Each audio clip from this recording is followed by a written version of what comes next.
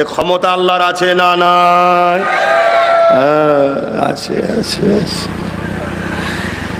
সেই দিন এখন 1 ঘন্টা কোটি কোটি মাইল দূরে, এতে এই হচ্ছে।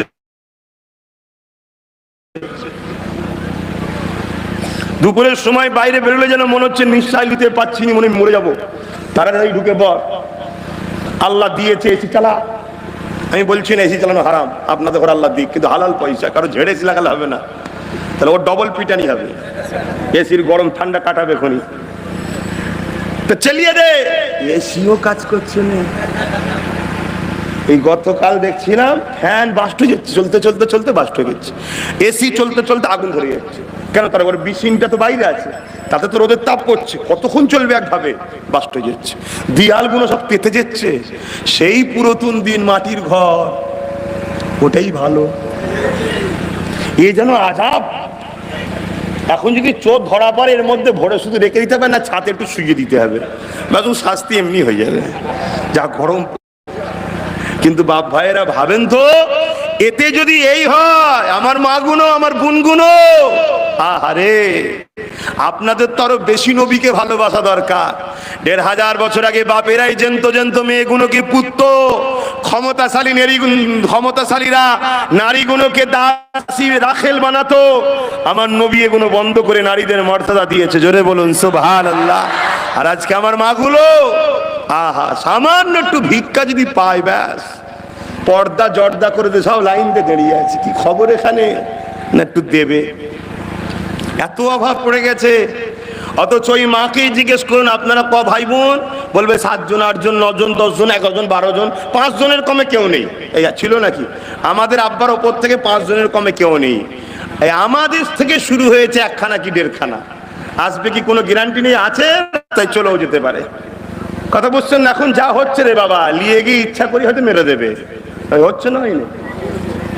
যারা চেষ্টা করে 1, 2 এর বেশি নয়, ফতোয়া দিচ্ছে না, 2 এর বেশি নয়, ফতোয়া দিচ্ছে না, দেয় না, কথা বলছে না তো, তাদের ইশারাই তো সব বেশিরভাগ ডাক্তারখানা চলে। এখন যদি বলে একটা আছে আর একটা আসবে, যদি বলে ঝেড়ে দে, কে দেখতে যাচ্ছে ওর ভেতরে? এই ছেলে বড় লাফালাফি করছে, একটা ইঞ্জেকশন মারতাম, ইঞ্জেকশন মারার পর আরো লাফালাফি করছে, বলছে ঠান্ডা হয়ে গেছে। তোর কিছু করার আছে? আর কারো কিছু করার আছে? আপনি গ্রামবাসী যাবেন, অমনি দেবেন কাঁই কাঁই কাঁই করে 10টা গাড়ি চলে আসবে, লাঠিয়াল বাহিনী, বুঝতে পারছেন না? আমাদের ট্যাক্সে জেনারা চলে, আমাদের কতদিন শুনবে না, বাবুরা পেটিয়ে দিয়েছে, পাচা গরম করে দেবে, ছেলেও গেল পাচাও গেল, চলো ঘরে চলো। কি ঘটছে না ঘটে? আমার আজ কি খারাপ লাগছে নাকি? কিন্তু আমার বাপেদের খবর লাও, আমার মায়েদের খবর লাও, আপনারা খবর নেন, 5 জন, 6 জন, 7 জন, 8 জন, 10 জন, 12 জন, আর সব আল্লাহ করে মোটা তাজা। আর এখন সব দেখেন এই যে বসে আছে, না মাথায় বাড়ছে না সাইডে বাড়ছে, সব জন্য 1.5 ব্যাটারি হয়ে রয়ে গেছে। দেখুন কেন? ছোট্টবেলা থেকে মোবাইল, ছোট্টবেলা থেকে মোবাইল। এখন আবার 5G বেরিয়েছে, আরো গতিতে যাবে, মানে জাহান্নামে 5G বেরিয়েছে। কথা কি খারাপ লাগছে?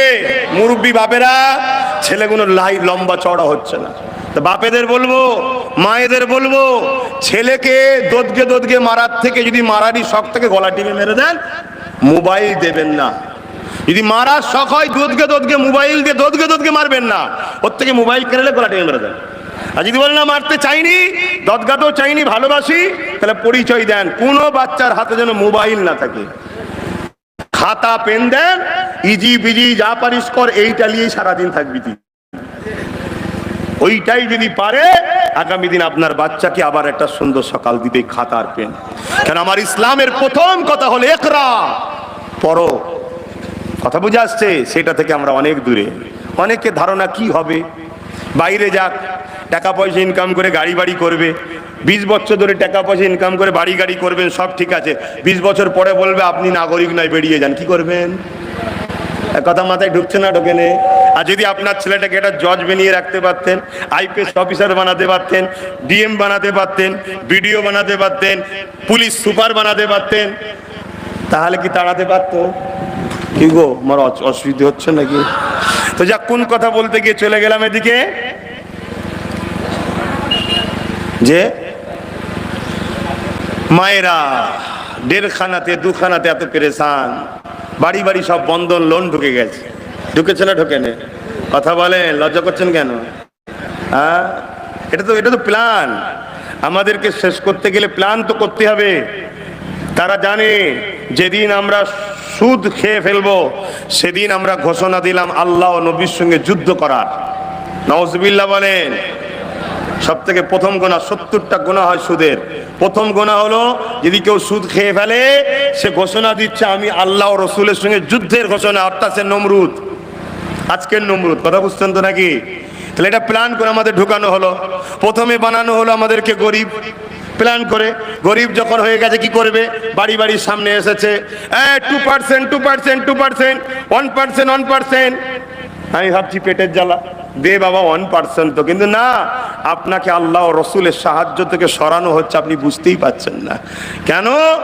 যারা সরাতে চাইছে তারা জানে বদরে 313 জনই ঠিক করেছে। তারা জানে মঈনুদ্দিন আজমিরি একাই সাইজ করেছিল। এরা যদি সুদখোর না হয় এদেরকে সাইজ করা যাবে না। ওদের ঢুকাও, ঢুকে গেছে। তারপরে আবার অনেকে ভিক্ষা দেয়, 500, 1000, 1500, 2000 ভিক্ষা দেয়। কি ব্যাপার? অভাব, অভাব। দুখানাতে এত অভাব, অথচ 5 জন, 6 জন, 7 জন, 8 জন ছিল। বাপ মা এত খাওয়াতো, ছেলেগুলো আল্লাহ করে মোটা তাজা থাকতো। কই আমাদের বাপ দাদাদের তো অভাব হয়নি। এত কি অভাব ধরে গেল? বরকত কমে গেছে না? বরকতটা কেন কমে খুঁজতে হবে না? ফজরের বেলা যে নামাজ পড়ে না তার সংসারে বরকত থাকে না। আমাদের ফজরে নামাজ আছে? বলেন বলেন, আমার কথা বলবেন তো। আমি বরকত কমে গেছে ওইটার পিছনে ট্রিটমেন্ট না করে সংসারের অভাব দেখছো। তুমি লেবে সুদের টাকা, তুমি লেবে ফ্রিতে 2000 টাকা, 4000 টাকার রোজ পরশু দিন আসবে। কি করবে এবারে? সমাধানের একটাই রাস্তা। জুম্মার দিনে যেমন মসজিদে ভিড় হয়, যেদিন ফজরে ওই রকম ভিড় হবে, জানবে তামাম পৃথিবীতে তোমার ঘর থেকে আবার সালাউদ্দিন আইবি তৈরি হবে। জোরে বলুন সুবহানাল্লাহ। তার আগে পর্যন্ত যত যাই করো বা 50 বার হজ করে আসো আর 5 কোটি মাদ্রাসা করে ফেলো, কিচ্ছু হবে না, কিচ্ছু হবে না। যেদিন ফজর বেলা মসজিদে দেখবে জুম্মার নামাজের মতো ভিড় হয়ে গেছে, সেদিন জানবে দিন এসছে এবারে। তার আগ পর্যন্ত ওই পাগলা কুকুর গ্রামে ঢুকলে কি করো তোমরা? ঠিক সেম দশা তোমার আমার এখন তেমন। কি ভুল বলছি নাকি? এ তারাচ্ছে ওর কাছে, ও তারাচ্ছে ওর কাছে, ও তারাচ্ছে এর কাছে, এই তো ঘুরে ঘুরেই বেড়াচ্ছি। হ্যাঁ মায়েরা, বোনেরা, নওজওয়ানেরা, ভুল আমাকে বুঝবেন না। আমি আপনাদের দুশমন নয়, বাঁচাবার চেষ্টায় বুঝাচ্ছি, কিন্তু বাঁচাবার মালিক তো আমি নই। আমার কাজ তো বুঝিয়ে চেষ্টা করা। আল্লাহ বলেছে যে জাতি পরিবর্তন হতে চায় আমি আল্লাহ অবশ্যই তাদের পরিবর্তন করব।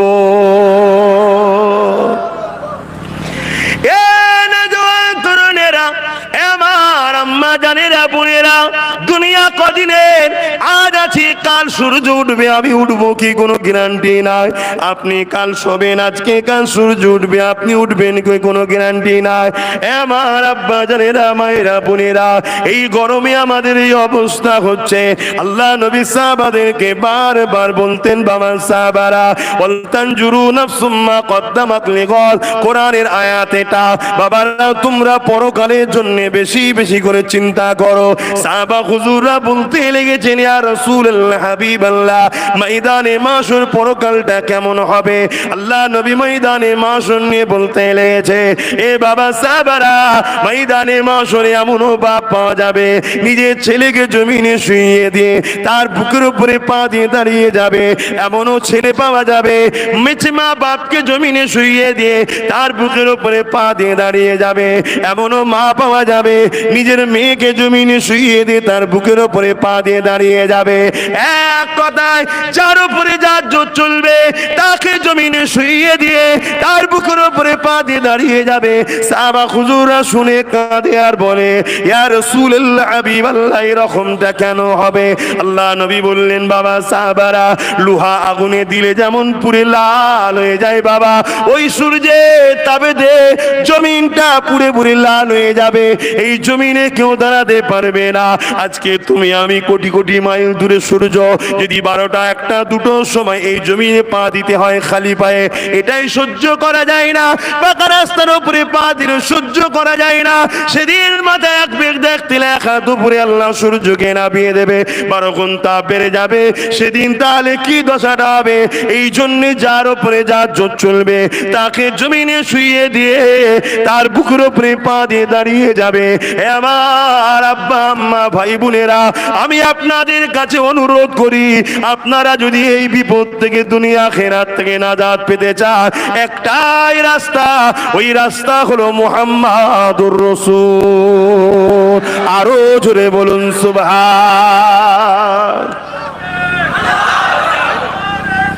আল্লাহ। আর মুহাম্মদ রাসূল হলেন কোরআনের বাস্তব।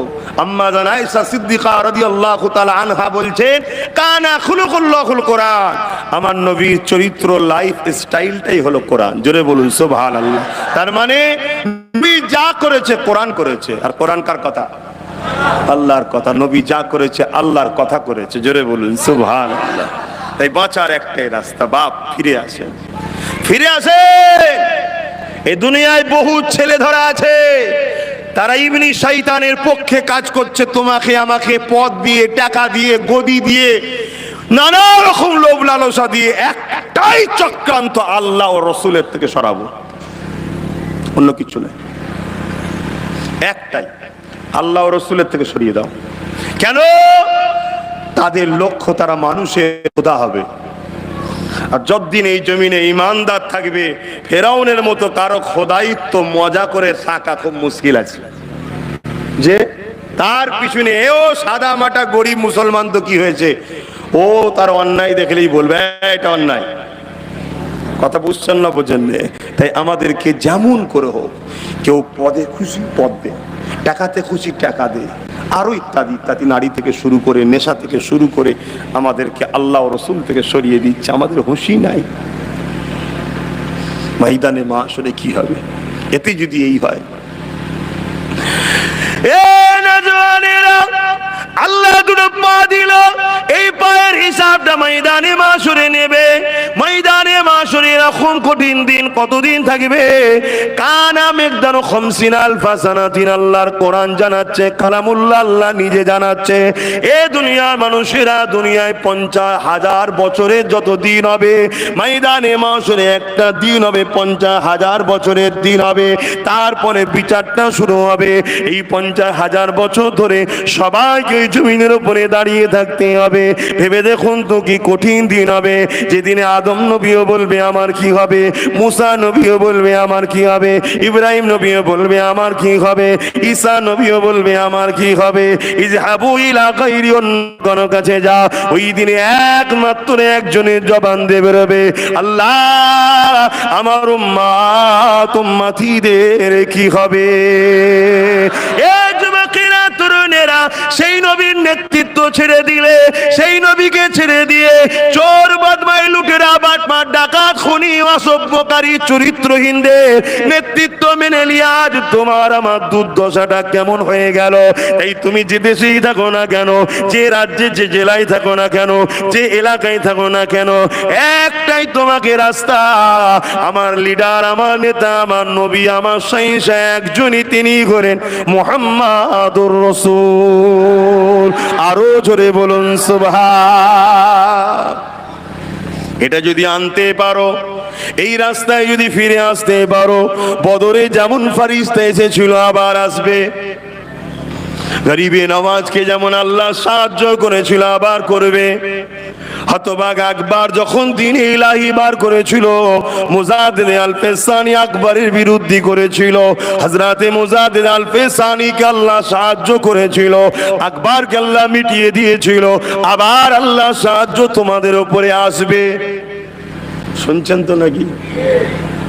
কিন্তু আমরা তো উল্টো হয়ে গেছি, ডাকাতের হাত থেকে বাঁচার জন্য চোরের সাহারা নিচ্ছি। কি দশা আমাদের! হ্যাঁ, এলান থেকে আজান। এ যুবকেরা, তোমার আমার দায়িত্ব এবারে আল্লাহর পক্ষে জীবনের গুনাহকে পাক করে ওকে পবিত্র বানিয়ে দিলাম। এ নজওয়ানেরা, হযরত মুসা আলাইহিস সালাম তুর পারে গেছে আল্লাহ পাকের সঙ্গে কথা বলতে বলতে হঠাৎ করে বললেন, আল্লাহ আমি আপনার সঙ্গে কথা বলছি, আর কে কেউ আপনার সঙ্গে কথা বলবে? আল্লাহ পাক বলছেন, মুসা আমার একদল স্পেশাল বান্দা বান্দি রাখা রয়েছে, যারা আমার সঙ্গে কথা বলবে। তোমার কথা বলার মধ্যে অনেক পার্থক্য। কোনো পবিত্র জায়গায় দাঁড়িয়ে আমার সঙ্গে কথা বলতে ও হযরত মুসা আলাইহিস সালাম, তুমি আমার সঙ্গে কথা বলার জন্য টাইম ফিক্সড রয়েছে।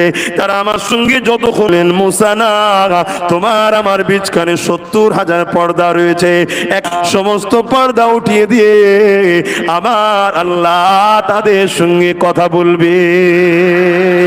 এই যুবকেরা, এই খবরটা শুনে মুসা আলাইহিস সালাম বলেন, আল্লাহ আপনি তাদের রাসূলের উম্মত উম্মতি, আখিরি নবীর উম্মত উম্মতি। ওরা যখন নামাজে দাঁড়াবে, আমি আল্লাহ আমার সঙ্গে কথা বলা শুরু হলো। কিভাবে কথা বলবে? তারা পড়বে বিসমিল্লাহির রহমানির রহিম। আর রহমান আল্লামাল কুরআন, খলাকাল ইনসান, আল্লামাহুল বায়ান, الشمس والقمر بحسبان والنجم والشجر يسجدان। এক কথাই ততক্ষণ তারা কোরআন পড়বে। কোরআন হলো কালামুল্লাহ। আমি আল্লাহ আমার সঙ্গে কথা হবে। আরো জোরে বলুন সুবহান। আমরা তো বন্ধ করে দিয়েছি আল্লাহর সঙ্গে কথা বলা।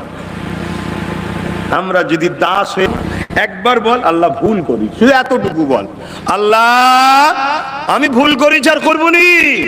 আল্লাহ বলছে, যেমন মায়ের পেট থেকে পাঠিয়েছিলাম, গুনাহ ছিল না, যা আছে সব মাফ করে দেবো। জোরে বলুন সুবহানাল্লাহ। আবার যদি ভুল করিস, আবার করার পরে যদি এসে বলে, খোদা আমি বড় লজ্জিত, তোমাকে মুখ দেখাবার মতো আব্বাসের উপায় নেই আল্লাহ, আমি বড় লজ্জিত আল্লাহ, আমি কথা রাখতে পারিনি, আমি আবার ভুল করেছি আল্লাহ, কিন্তু শুনেছি তুমি বড় দয়ালু, সাবাকাত রাহমাতি আলা গাযাবি। হাদিসে কুদসিতে তুমি বলেছো, ওরে আমার বান্দা, আমার রহমত ও গজবের প্রতিযোগিতা, আমার রহমত ফার্স্ট হয়, গজব ফেল হয়ে যায়। আল্লাহ আমি আবার ভুল করেছি আল্লাহ। এমনি জানলে নেবে আল্লাহ, এই আমি হুজুর বলে আল্লাহকে ছেড়ে নিত করেছে, যাতে করে দিনের শিক্ষা দেবে, উনি নেবে। এই পার্থক্যটা দুনিয়ায় একে অপরের সম্মান করতে হয়। কিন্তু আল্লাহর কাছে আমার পরিচয়, তোমার পরিচয় কি? দাস। হ্যাঁ, এবার দাসের মধ্যে কোয়ালিটি আছে। খাজা মঈনুদ্দিন আজমিরিও দাস, আর আমি দাস, দুটো সমান নয়। আমার দাদু তোমার জেলায় শুয়ে আছে উলুবেড়িয়া টাউনে, হাজী ইসহাক স্যার রহমাতুল্লাহ আলাইহি, যিনার রুহানি বাচ্চা আপনারা, বলুন সুবহানাল্লাহ। ওলিদের ছায়াতলে আপনারা আছেন, আল্লাহ ওয়ালাদেরকে ভালোবাসবেন। তিনিও আল্লাহ করে আল্লাহর দাস, আমিও আল্লাহর দাস। তিনি আর আমার মধ্যে পার্থক্য আছে, তিনি আল্লাহকে অনেক খুশি করেছে। আল্লাহর যে যত বেশি দাসত্ব করে, আল্লাহ তার উপরে তত বেশি। কিয়ামত পর্যন্ত যত আল্লাহর দাস এসেছে, সব থেকে বেশি আল্লাহর দাসত্ব যিনি করেছেন, তিনি হলো আল্লাহরই বন্ধু মুহাম্মাদুর রাসূল। জোরে বলুন সুবহানাল্লাহ। তাই আল্লাহর কাছে তিনার সম্মান সবার উপরে। কথা বুঝতে পারলাম? আল্লাহ কে কত বড়, কে কি, যতক্ষণ পড়বে ততক্ষণ। তারপরে 70,000 নূরের পর্দাকে আল্লাহ সরিয়ে দেয়, দিয়ে কুদরতি ভাবে একেবারে সামনে আল্লাহ নবী বলছেন, যখন কোন দাস দাসী আল্লাহু আকবার বলে সেজদায় পড়ে যায়, সেজদায় মানুষই হলো মুসলিম। জন্ম যখন হয় মুসলিম হয়ে আসে, আর তো সময় নেই। জন্ম যখন হয় মুসলিম, প্রত্যেকেই ওই মুসলিমকে মুমিন হতে হয়। জন্মসূত্রে আমরা সবাই আল্লাহর দাস দাসী, সবাই আল্লাহর দাস দাসী, সবাইকে আরবিতে মুসলিম বলা হয়। যখন সেজদা দেয় মুমিন, যখন সেজদা দেয়, আল্লাহ নবী বলছেন তার কপালটা, আমরা চোখে দেখি মার্বেলে পড়ছি মার্বেল, মাটিতে পড়ছি মাটিতে, মকবলে। আল্লাহ নবী বলছেন এর চেয়ে হাই মরণ আর কি হতে পারে আমার জানা নেই। কি গো, এর চেয়ে সুন্দর ভালো আনন্দের মরণ আর কি হতে পারে? তাই সেজদা দিয়ে তো মালিককে বলা দরকার, মালিক এই ব্যস্ত দুনিয়ায় পেটে জ্বালা, সংসার পরিবার সব দেখতে হয়, একদিকে তো সবাই মিলে আমাদেরকে, এবার বললে তো অনেকের মন বেজার হয়ে যাবে, সবাই মিলে আমাদেরকে লুটেছে না লুটেনে বলুন? কে শিক্ষা কিনে নিয়েছে, কে স্বাস্থ্য কিনে নিয়েছে, কে চাকরি কিনে নিয়েছে, কে অধিকার কিনে নিয়েছে, কে আমার অকাপ সম্পত্তি কিনে নিয়েছে, নিয়ে সবাই মিলে তো আল্লাহ আমাকে গরিব করে ফেললো। তবে আমারই দোষ, কেন সবাইকে আমরা দুলাভাই করেছি, কি সবাই মিলে আমাদেরকে সাইজ করেছে। কে 28 বছর ধরে ঝেড়েছে, কে 34 বছর ধরে ঝেড়েছে, এখন কেউ ঝাড়ছে, আবার কে এসে ঝাড়ে দেখো। তো যাক, আল্লাহ এই অভাবের জ্বালাই তোমাকে তো সেজদা দিবার সময় পাইনি, এখন এসেছি। কুদরতি কথা, কুদরতি ধরা, কুদরতি বলা, কুদরতি চলা, কুদরতি কদম, কথা বুঝে আসছে। যদি একদিন কবুল হয়ে যায় আর ওইভাবে যদি মরণটা হয়, হায় হায় হায়, ফেরেশতাও তো দেখে তোমাকে ফখর করবে, হাই রে বান্দা কত সুন্দর তোর মরণ, দেখ। জোরে বলুন সুবহানাল্লাহ। সময় বড় সংক্ষেপে, খুনি নামাজের জন্য দোয়া করে দিতে হবে। তার আগে আমি একটা কথা আপনাদেরকে না বলে যেতে পারছি না, কেননা পৃথিবীর জমিনে আবার জালিমরা মাথাচাড়া দিয়েছে। পৃথিবীর জমিনে আবার আবু জেহেল, উতবা, সাইবা, আবুল আহাবের মতো শাসকরা আবার মাথাচাড়া দিয়েছে। যারা গরিবকে লুটছে, শুধু মুসলমান লুটছে আমি বলবো না, গরিবদেরকে লুটছে। সে গরিব হিন্দু হতে পারে, আদিবাসী, সাঁওতাল, বাগদি, যেই হোক না কেন, তার ধর্ম কি, তার পরিচয় কি, সে জবাব আল্লাহর কাছে দেবে। আমি এতটুকু জানি, সে মানুষ, আমিও মানুষ, তাকেও আল্লাহ বানিয়েছে, আমাকেও বানিয়েছে। তিনিও বাপ আদম, মা হাওয়ার ছেলে মেয়ে, আমিও বাপ আদম, মা হাওয়ার ছেলে মেয়ে। এই সূত্রে আমরা হিন্দু, দলিত, আদিবাসী, সাঁওতাল, বাগদি সবাই আমরা ভাই ভাই। তাই আজকে পৃথিবীর জমিনে আবার জুলুম শুরু হয়েছে।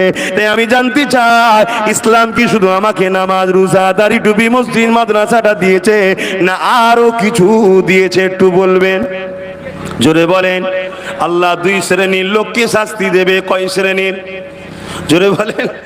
এক শ্রেণীতে দেখুন তো আমরা ধরা পড়ছি কিনা। এই দুই শ্রেণীর মধ্যে আমরা আছি না, না একটু দেখবেন। হ্যাঁ, এই থাকেন, শুধরাতে হবে তো। এক শ্রেণী যারা অন্যায় করবে তাদেরকে আল্লাহ মারবে, শাস্তি দেবে, কেন অন্যায় করা যাবে না। আর এক শ্রেণী হলো অন্যায় করে নে, কিন্তু অন্যায়কারীদের বিরোধী করে নে, তাকেও আল্লাহ মারবে। শুনছেন না? এবারে বলুন কি হবে? কে কে বলুন যে আমি বাদ আছি? সবাই আসামি আল্লাহর কাছে হয়ে গেছি। আমরা অনেকে মনে করি আমি তো অন্যায় করিনি। না, অন্যায় করুনি, অন্যায় করে যে তার বিরোধী করাটা হলো অন্যায়। আল্লাহ নবী বলেছে, অন্যায় দেখলে হাত দিয়ে রাখো। হাত দিয়ে রুখতে পারোনি, মুখ দিয়ে প্রতিবাদ করো। মুখ দিয়ে প্রতিবাদ করতে পারছো না, অন্তর থেকে ঘৃণা করো। আল্লাহ রসুল বলছে, এই তিনটের মধ্যে যদি অন্তর থেকে ঘৃণাটা সব থেকে লাস্টে। কেমন? কচু পাতায় পানি দিলে যেমন টলমলো করে, এরকম ঈমান। তারপরেও কিন্তু যদি অন্তর থেকে ঘৃণা করে, অন্যায়কে ঈমানটা আছে। যদি তিনটের মধ্যে কোনোটা না পাওয়া যায়, রাসূলুল্লাহ বলছেন তার মধ্যে ঈমান নাই। আমি বলিনি। আজ আমার কওমের লাখো নাই, কোটি কোটি বাপ মা ভাই বোন নামাজও পড়ে, হজও করে, রোজাও রাখে, সবই করে। অন্যায় তো দূরের কথা, অন্যায়কে বিরোধিতা দূরের কথা, অন্যায়কারীদেরকে শক্তিশালী করাতে উঠে পড়ে লেগেছি আমরা। আছে না নাই? এর জবাব দিতে হবে না? আমার ডিউটি আপনাকে সজাগ করা। লিবাতু লিন, লিবাতু না লিন, সেটা আপনার ব্যাপার। মনে রাখবেন, শয়তান ছোট হোক, বড় হোক, মেজো হোক, ওটা বড় কথা নয়। শয়তানকে পাথর মারতে হবে, এটাই কিন্তু মক্কাতে শিক্ষা দেওয়া হয়। তিনটে শয়তান আছে না, বড়কে, মেজোকে, সেজোকে, সবাইকে দিতে হয়, তাই তো নাকি? এখন কেউ যদি মনে করে আমার কওমের মানুষ যে ওইটার থেকে এইটা ভালো, ওইটার থেকে এইটা ভালো, তাহলে তুমি আল্লাহর থেকে, রসুলের থেকে বেশি বোঝো না। টয়লেট কাঁচা হোক আর শুকনো হোক, টয়লেটই থাকে, বুঝতে পারছেন না? পায়খানা, পিসাব, পুরাতন হোক আর নতুন হোক, নাপাকি থাকে। মদ এক ঢোক খাওয়ার এক বোতল খাওয়া হারামি খাওয়া হয়।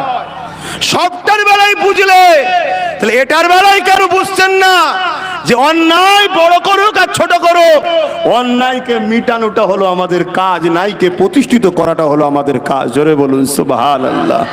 এবার একটা ছোট্ট তথ্য দিয়ে যাচ্ছে, এটাও মনে রাখবেন, বিশেষ করে আমার আব্বাজানদের বলছি, কারণ আপনারা যদি মাথায় নিয়ে নিতে পারেন, আমার বিশ্বাস আপনারা তো মুরব্বী, পুরাতন চাল ভাতে বাড়ে, ঘরের কোণে বসে থাকলেও বাপ, ওটাই নিয়ামত। কথা বুঝে আসছে? তাহলে দেখবেন সব ঠিক হয়ে যাবে। আল্লাহ নবী 570 খ্রিস্টাব্দে দুনিয়ায় এসেছে, 40 বছর বয়সে নবুয়াতের কাজ শুরু করেছে, তার মানে 610। নবী মেরাজে গেছে কবে বলুন না, বলতে পারছেন না? 621। তাহলে 610-এ নবুয়াতের কাজ শুরু করেছে, 621-এ মেরাজে গেছে। এই 11টা বছর রসুল কি করেছে বলেন? মেরাজ থেকে তো নবী নামাজ এনেছে, মেরাজ থেকে তো নবী রোজা এনেছে।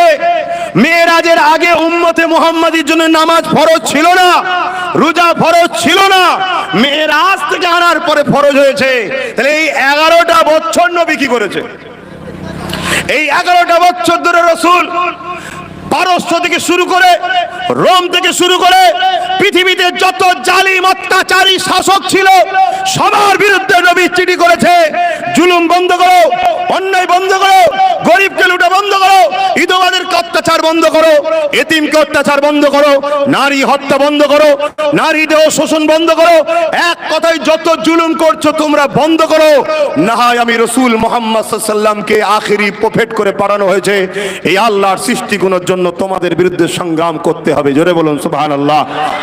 অনেকে দয়ান নবীকে পরীক্ষা করেছে, পরীক্ষা করার পরে যখন তারা বুঝেছে হ্যাঁ ইনি আখেরি প্রফেট, পরিবর্তন হয়ে রাসূলুল্লাহর গোলামি শুরু করে দিয়েছে, অন্যায় বন্ধ করেছে। আবার অনেকে রাসূলুল্লাহর বিরুদ্ধে লড়াইয়ের সংগ্রামের জন্য প্রস্তুত হয়েছে। আল্লাহ নবী একা একা শুরু করেছে মক্কা থেকে ওই মিশন। 23টা বছরে তামাম পৃথিবীর বুকে সন্ত্রাস মুক্ত করেছে, জুলুম মুক্ত করেছে, অত্যাচার মুক্ত করেছে, পৃথিবীকে মদ মুক্ত করেছে, জেনা মুক্ত করেছে, ধর্ষণ মুক্ত করেছে, জুলুম মুক্ত করেছে। অসহায় পীড়িত নিপীড়িত মানুষগুলোকে অত্যাচারীদের হাত থেকে নবী বাঁচিয়েছে। আর সেই নবীর উম্মত দাবি করে গলা লম্বা করে আমরা আজকের অত্যাচারী শাসকদের ঝান্ডা ধরে আমরা ঘুরে বেড়াই, বলি আমরা নবীর উম্মত। জবাব দিতে হবে। তোমার চোখের সামনে যদি একজন শাসক বা একটা লোক বা একটা মস্তান, একটা গুন্ডা, সে মুসলিম দাবিদার হোক, আর তার পরিচয় কি আমার ধর্মের দেখার দরকারই নেই, যদি একটা অন্য ধর্মের মানুষের উপর জুলুম করে, তোমাকে এই মজলুমের পাশে দাঁড়াতে হবে, দাঁড়িয়ে এই জালিমের বিরুদ্ধে লড়তে হবে। যদি জালিমটা মুসলিম দাবিদারও হয়, তোমার কাছে এ আগে নয়, তোমার কাছে এই অমুসলিম মুসলিমটা যে আছে তার পাশে দাঁড়াতে হবে। তার পাশে দাঁড়িয়ে তাকে এই জালিমের হাত থেকে বাঁচাবার নাম হলো ইসলাম। জোরে বলুন সুবহানাল্লাহ। যদি তার পাশে দাঁড়াতে গিয়ে এই জালিমের হাত থেকে বাঁচাতে গিয়ে চেষ্টা সংগ্রাম করতে গিয়ে যদি তুমি আমি মারা যাই, আল্লাহ নবী বলছে তোমাকে আমাকে কিয়ামতের দিনে আল্লাহর সৃষ্টির উপরে দয়া দেখানোর জন্য মারা যাওয়াতে শহীদের মর্যাদা দিয়ে বেহিসাব জান্নাত দেবে। জোরে বলুন সুবহানাল্লাহ।